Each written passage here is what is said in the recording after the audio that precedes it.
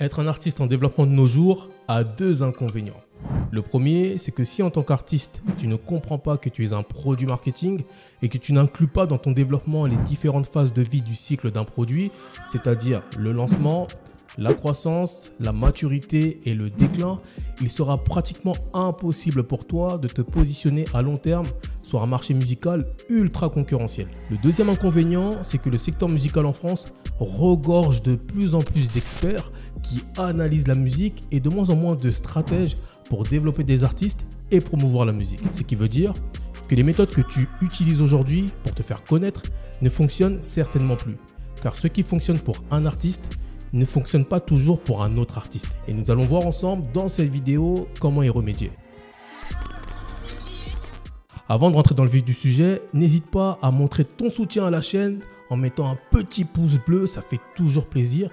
Et puis ça nous encourage à t'apporter toujours plus de valeur à travers nos différentes vidéos. Deuxièmement, si tu es un artiste ou un professionnel dans le secteur musical, entrepreneur, auto-entrepreneur, etc.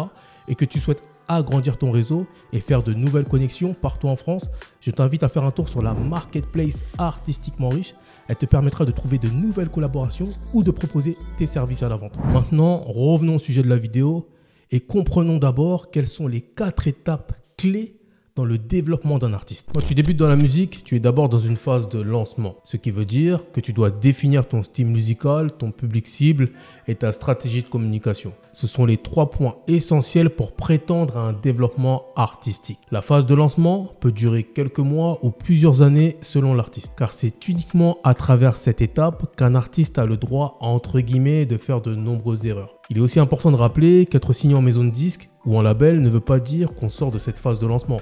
Bien au contraire, beaucoup d'artistes signés vont tester de nombreuses directions artistiques et musicales avant de trouver réellement leur propre ADN. La croissance, que ce soit pour un artiste de niche ou un artiste de renommée nationale ou internationale, s'exprime simplement par le fait d'avoir un public établi et un écosystème viable. Ne confondez pas le fait d'avoir de la notoriété et le fait d'avoir un écosystème viable. Être connu par exemple sur les réseaux sociaux ne veut pas dire qu'un artiste fait de l'argent. On évalue un écosystème viable pour un artiste à partir du moment où il fait des tournées, des dates de concert régulièrement et bien évidemment à partir du moment où il arrive à vendre des produits dérivés et à générer des bénéfices avec son merchandising. La maturité, c'est lorsqu'un artiste avec une carrière arrive à traverser les époques, à s'adapter aux nouvelles tendances et surtout quand il comprend que collaborer avec la nouvelle génération d'artistes en place est la meilleure stratégie pour continuer d'exister. Malheureusement, dans cette phase, beaucoup d'artistes qui ont connu un grand succès commercial, notamment dans le rap, ont du mal à se renouveler et dans la plupart des cas, finissent dans la dernière phase du cycle de vie d'un produit, vous l'aurez compris, le déclin.